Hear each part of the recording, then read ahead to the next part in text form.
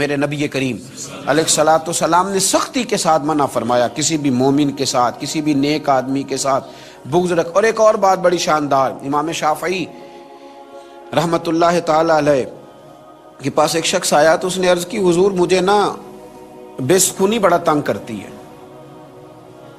ہمارے زمانے میں بے سکونی بہت بڑا مسئلہ ہے۔ کبھی کبھی میں سوچتا ہوں جب کوئی آدمی آ کے کہتا ہے نا کہ میں بور بڑا ہوتا ہوں، تو میں سوچتا ہوں اس نے وقت کہاں سے نکالا ہے بور ہونے کا۔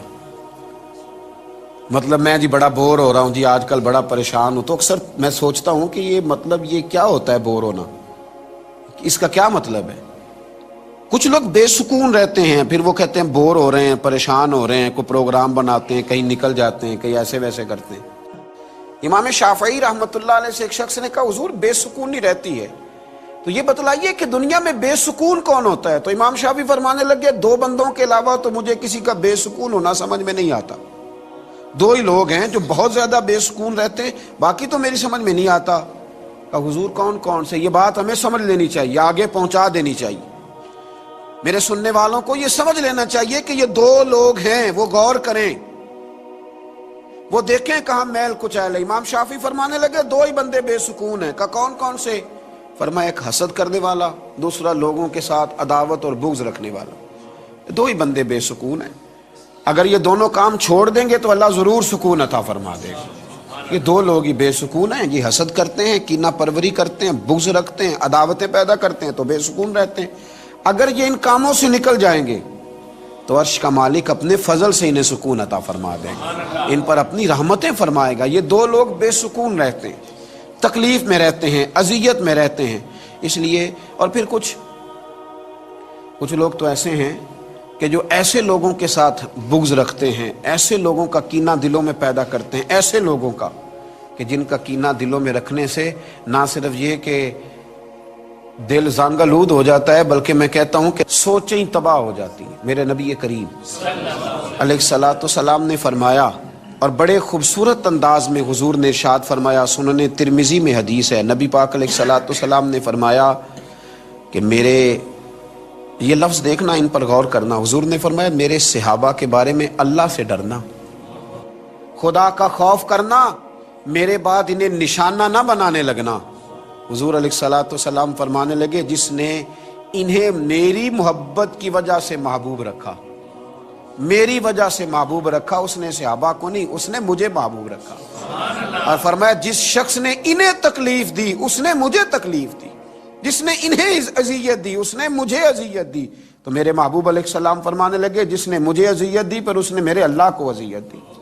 میرے صحابہ کے بارے میں اللہ سے ڈرنا، جس نے انہیں اذیت دی اس نے مجھے اذیت دی، اور جس نے مجھے اذیت دی اس نے میرے اللہ کو اذیت دی۔ اور فرمایا جس نے اللہ کو اذیت دی قریب ہے کہ اللہ اسے گرفتار کرے گا، اللہ اسے پکڑ لے گا۔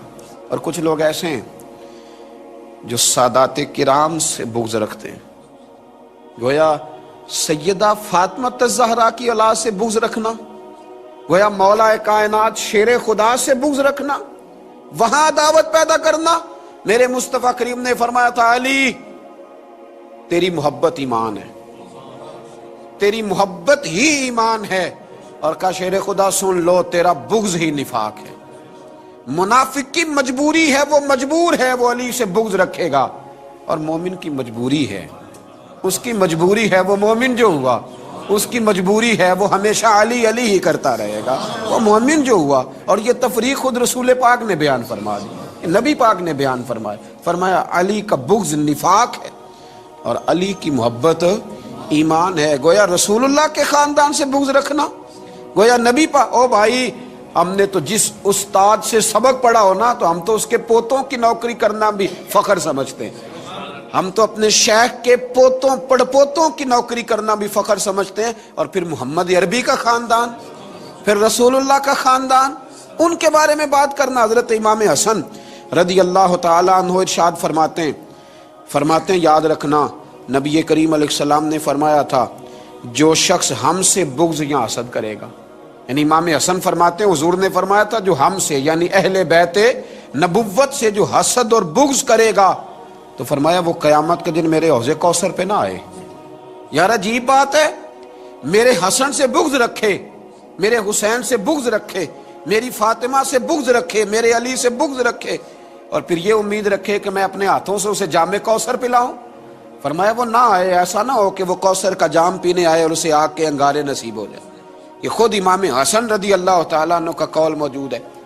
گویا رسول اللہ صلی اللہ تعالیٰ علیہ وسلم کے خاندان سے بغض رکھنا، اہل بیت نبوت سے بغض رکھنا، اور مستدرک میں تو جو حدیث ہے وہ بڑی عجیب ہے، بڑی عجیب ہے۔ نبی کریم علیہ السلام نے فرمایا، سن لینا، اور یہ جو حدیث ہے نا، یہ میرا خیال ہے راٹ لینی چاہیے، یہ مستدرک میں موجود ہے، راٹ لینی چاہیے۔ میرے رسول کریم علیہ الصلوۃ والسلام نے فرمایا، جو شخص بیت اللہ شریف کے ایک کونے میں اور مقام ابراہیم کے درمیان نماز پڑھے اور ہر وقت کثرت کے ساتھ روزے رکھے، یعنی عام جگہ پہ نماز نہ پڑھے، بیت اللہ شریف جا کے مقام ابراہیم پہ نماز پڑھے اور روزے بھی کثرت کے ساتھ رکھے، اور پھر حضور فرماتے ہیں میرے اہل بیت نبوت کے بغض اور دشمنی پہ مر جائے، جنت میں نہیں جائے گا، جہنم میں جائے گا۔ رکھے سنبھال کے اپنی نمازیں، چاہے بیت اللہ میں پڑھی ہوں، رکھے سنبھال کے اپنی نمازیں، چاہے اس نے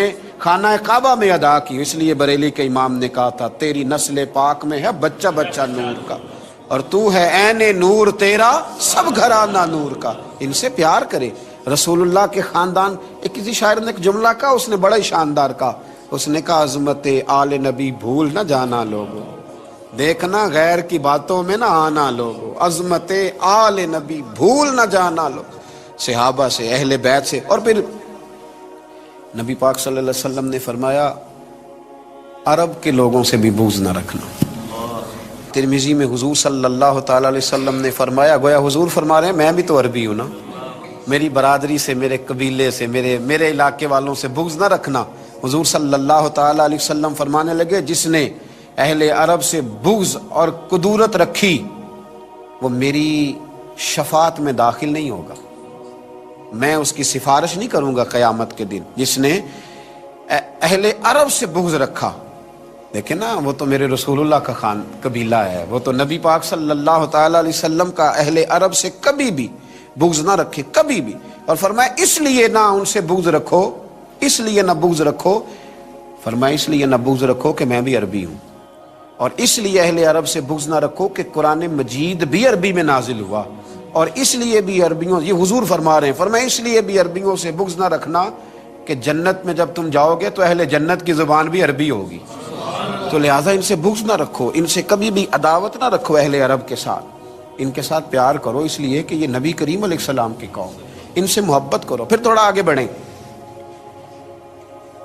اس میں کوئی شک نہیں کہ بہت سارے لوگوں میں بڑی خوفناک غلطیاں ہیں، لیکن ہم نے کبھی بھی دین کے عالم سے بغض نہیں رکھنا، عداوت نہیں کرنی، اس لیے کہ نبی کریم علیہ الصلوۃ والسلام نے فرمایا یا تو عالم بن جاؤ، یا علماء کے شاگرد بن جاؤ، یا علماء کے پاس بیٹھنے والے بن جاؤ، اور یا علماء سے محبت کرنے والے بن جاؤ۔ فرمایا پانچویں نہ بننا، یا عالم بن جاؤ، یا علماء کے شاگرد بن جاؤ، یا علماء کے پاس بیٹھنے والے بن جاؤ، یا علماء سے محبت کرنے والے بن جاؤ۔ فرمایا پانچویں نہ بننا، نقصان اٹھاؤ گے، پانچویں نہ بننا۔ پانچواں کون ہوتا ہے؟ علماء سے بغض رکھنے والا۔ فرمایا پانچویں نہ بننا، نقصان اٹھاؤ گے۔ فاضل بریلوی رحمۃ اللہ علیہ تو فرماتے ہیں جس نے کسی عالم سے صرف اس لیے بغض رکھا کہ وہ عالم ہے، وہ دین کا عالم ہے، تو فرماتے ہیں یہ تو ویسے ہی کفر ہے۔ کچھ لوگ فٹافٹ بات کر دیتے ہیں نا، جی چھوڑیں جی ان کو کیا پتہ، فقط اس لیے بغض رکھا کہ وہ عالم ہے، یہ تو صریحاً کفر ہے، یہ تو اس نے دین کی حدوں کو توڑا ہے۔ کبھی بھی علماء کے ساتھ بغض نہ رکھے، عداوت نہ پیدا کریں۔ اور پھر اگلی بات کروں تو کسی نے اگر اللہ کے ولی سے ہی بغض رکھ لیا تو معاملہ ہی دور نکل گیا۔ صحیح بخاری صحیح مسلم میں ہے، نبی کریم علیہ السلام نے فرمایا، رب فرماتا ہے جس نے میرے ولی کے ساتھ دشمنی کی، میرا اس کے خلاف اعلان جنگ ہے، اس کو جنگ کرنی پڑی۔ یعنی اللہ کے ولی کے ساتھ اس نے عداوت رکھ لی، اللہ کے ولی کے ساتھ، فرمایا اعلان جنگ ہے اس کے خلاف۔ اعلیٰ حضرت فاضل بریلوی رحمۃ اللہ علیہ کے چھوٹے شہزادے، بڑے کامل ولی تھے اللہ کے، یعنی ایسا شخص کہ جس کو لوگوں نے کہا کہ ان کی تو شکل بھی سرکار غوث اعظم سے ملتی ہے، ہم شبیہ غوث اعظم کہا گیا ایسا شخص کہ جہاں بیٹھ جائیں وہیں مجمع لگ جائے۔ 1.25 کروڑ آدمی حضرت کا مرید تھا، 1.25 کروڑ، اور ان مریدوں میں عام لوگ نہیں، بڑے بڑے شیخ الحدیث، شیخ القرآن، وقت کے اجلا علماء نے آپ سے بیعت فرمائی۔ ایک دفعہ ایک سفر میں تھے تو ایک سیٹھ صاحب نے کہا کہ حضرت صاحب میرے گھر میں بھی رکیں۔ کچھ لوگوں کو یہ مسئلہ ہوتا ہے کہ دین جو آدمی بیان کر رہا ہے نا، سارے دین پہ اسی بیچارے نے عمل کرنا ہے، وہ نہ دائیں بائیں ہٹے، ہمیں آزادی ہے، ہمارا جو دل کرے گا ہم کریں گے۔ بھائی آپ کو دیکھنا چاہیے، وہ بیمار بھی ہو سکتا ہے، کچھ جگہ پہ مجبور بھی ہو سکتا ہے، اور کچھ جگہ پہ شریعت نے اسے گنجائش دی ہے، شریعت اسلامیہ نے گنجائش دی ہے۔ عالم اگر ساری رات عبادت کرے گا، اسے کرنی چاہیے، ساری رات اگر عبادت کرے گا تو مسائل دینیہ کون بتائے گا؟ رات کو مطالعہ کون کرے گا؟ لوگوں کے لیے کون اسباب پیدا کرے گا؟ بہت سارے علماء کو بہت زیادہ سکون دینے کی ضرورت ہوتی ہے تاکہ وہ بہت سارے چیزوں سے بالکل بری ہو کر دین کے بارے میں ریسرچ کر سکیں، لیکن لوگ ہیں کہ وہ اعتراض کرتے ہیں۔